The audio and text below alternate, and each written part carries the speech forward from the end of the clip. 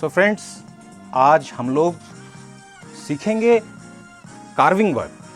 कैसे ये हम लोग करते हैं। अक्सर हम लोगों को स्कूल में प्रोजेक्ट वर्क दिया जाता है, टेरेन का वर्क दिया जाता है, तो उसको हम लोग घर पे ही कैसे कर सकते हैं, इसके टिप्स हम लोग देखते हैं आज। इसके लिए क्या क्या ज़रूरत है।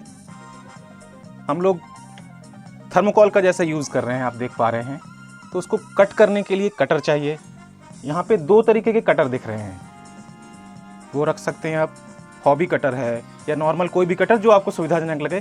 जो महीन काम है, बारीक काम है, ये सूटेबल होगा उसके लिए। बाकी बड़े काम आप दूसरे वाले से भी कर सकते हैं। ग्लू जोड़ने के लिए, अलग अलग शेप्स को जोड़ने के लिए ग्लू। टूथपिक, कई टुकड़े हो गए हैं, उसको आपस में कैसे बांधना है, टूथपिक बड़ा कारगर है इसके लिए। अब देखते हैं शुरुआत कैसे हम लोग करते हैं इसकी। छोटे छोटे टुकड़े थर्मोकॉल्स के आप देख रहे हैं। इसको बहुत से टुकड़े ऐसे होते हैं हम लोग छोटे छोटे फेंक देते हैं, लेकिन ऐसा मत करिए, रखे रहिए उसको अपने पास, ताकि वो कतरने हमारे बड़े काम की हैं। कैसे हम लोग इसको जोड़ते हैं, कैसे शेप देना है, देखिए।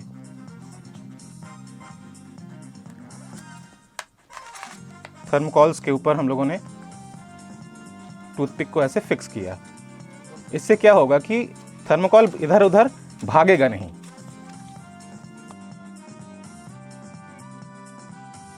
आपको प्रोजेक्ट की साइज के हिसाब से थर्मोकॉल्स के टुकड़े लेने हैं। अगर आपको बड़ा प्रोजेक्ट बनाना है तो आपको बड़े पीसेस लेने होंगे। अगर छोटे हैं तो छोटे पीसेस से काम चल जाएगा। और कई बार ऐसा होता है कि आपके घर में कोई प्रोडक्ट आता है, कंज्यूमर गुड्स, उसके अंदर से थर्मोकॉल्स के पीसेस निकलते हैं, तो उसको भी आप रख सकते हैं, यहाँ पर इस्तेमाल कर सकते हैं। देखिए, एक रॉक माउंटेन जैसा आकार आप देख पा रहे हैं। देखिए, छोटे छोटे स्लाइसेस कार्विंग करके हम लोग कर रहे हैं इसको।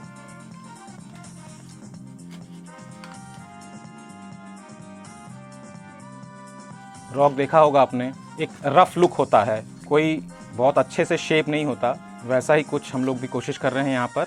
नाइफ़ का इस्तेमाल करते समय बहुत सावधानी रखिएगा। ख़ास तौर पर जो छोटे बच्चे हैं वो अपने गार्जियंस, पेरेंट्स के देख रेख में ही ये काम करें। आप खुरच कर भी एक शेप दे सकते हैं। ये भी एक पत्थर जैसा, रॉक जैसा रफ लुक आपके सामने आएगा।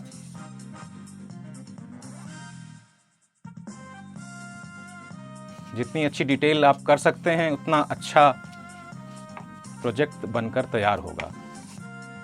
ये बन गया है। अब इसके ऊपर हम लोग प्लास्टर ऑफ पेरिस, या बाज़ार में अवेलेबल होता है बैंडेज, ये मेडिकल स्टोर पे अवेलेबल होगा। इसमें भी प्लास्टर ऑफ पेरिस लगा रहता है। इस बैंडेज में छोटे छोटे टुकड़े करके आप इसको कर सकते हैं। बड़ा प्रोजेक्ट है तो बड़े टुकड़े, छोटे टुकड़े अगर छोटा प्रोजेक्ट के लिए। एक कैंची चाहिए और एक स्टिक कर सकते हैं, अपने पास ले सकते हैं, या पेंसिल ले सकते हैं, इस तरह कोई भी। और ज़रूरत पड़ेगी आपको गुनगुने पानी की।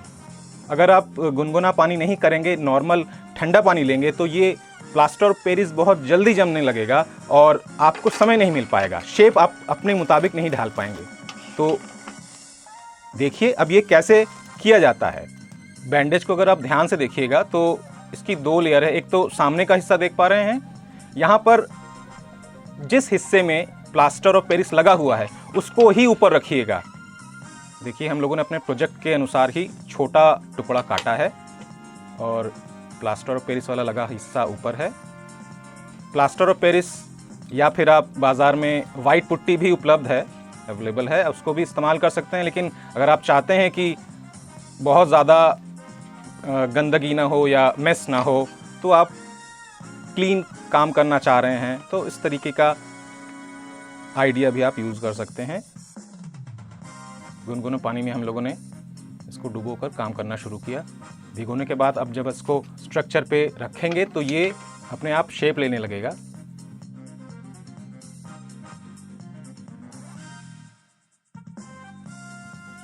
देखिए, हम कोशिश कर रहे हैं कि एक के ऊपर एक ही टुकड़ा हम रख रहे हैं। इससे क्या होगा कि शेप बहुत अच्छे से समझ में आएगा। जो रॉक का, माउंटेन का एक आकार होता है वो पूरा क्लियर आएगा। अलग अलग नहीं करिएगा, एक के ऊपर एक ही रखिएगा।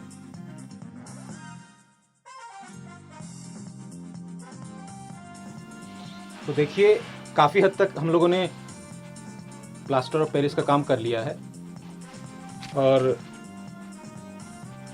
छोटा छोटा टुकड़ा हम लोग लगाकर जितना अच्छा हो सकता है शेप वो देने की कोशिश कर रहे हैं। इसके बाद हमको रखना पड़ेगा इसको सूखने के लिए, और आप अपने हाथों का भी इस्तेमाल कर सकते हैं, हाथ से भी लगा सकते हैं या फिर कोई ब्रश लेकर भी उससे लगा सकते हैं। पानी में ये बैंडेज डुबोकर जो पीओपी जिसमें लगी हुई है, ब्रश का इस्तेमाल करके आप उसको चिपकाते जाइए। अब देखिए रॉक माउंटेन जैसा लुक दिख रहा होगा। यहाँ पर देखिए हम लोगों ने एक पानी के झरने को निकालने के लिए भी यहाँ से थोड़ी सी जगह हम लोगों ने बनाई है। यहाँ से झरना गिरेगा, एक झरने का लुक देना है, इस वजह से हम लोगों ने ये जगह छोड़ी हुई है। आपने जो सोचा है आप उस हिसाब से इसको डिज़ाइन करिए। तो फ्रेंड्स, हम लोग का रॉक माउंटेन लगभग बनकर तैयार ही है। अब ये इसको सूखने के लिए रखना पड़ेगा। शेप देखिए एकदम हार्ड हो गया। ये आवाज़ से ही आपको समझ में आ रहा होगा। और अगली बार फिर हम कुछ नया टिप और ट्रिक लेके आएंगे आपके पास, देखते रहिए।